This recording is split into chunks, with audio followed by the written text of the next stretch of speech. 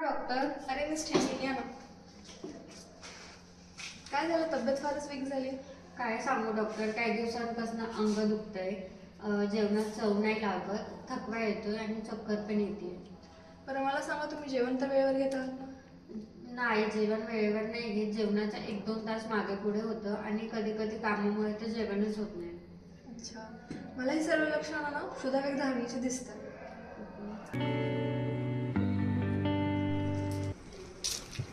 अरे इशिता, आज इकडे कसं? अगं थोडंसं काम येतं. तुझी कशी झाली मेडिकल लाईफ झाली? अगं अर्पिता कुठे आहे? अगं ती क्लिनिकमध्ये आहे, येईलच आता. आलीच. अरे हाय. खूप दिवसाने भेट झाली नाही का? अर्पिता एवढा उशीर कसं झाला तुला? अरे काय झालं, ते क्षुधावेग धारणाचा एक पेशंट आला होता क्लिनिकमध्ये, मग तेच बघत होते. क्षुधावेग ते काय असतं? क्षुधा म्हणजे भूक, क्षुधावेग म्हणजे क्षुधेचं धारण करणे, म्हणजे क्षुधा रोखून ठेवणे. मग ह्याची लक्षणं काय? आता हे बघ, अंगभंगारुची ग्लानी काशशूल भ्रमाक्षुध तथयज्जम लघुस्निग्धम उष्णाल्पमचं भोजनं.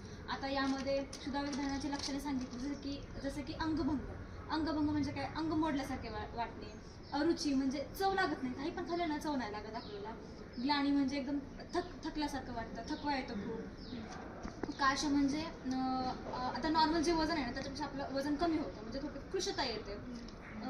आणि अंग दुखतं वगैरे.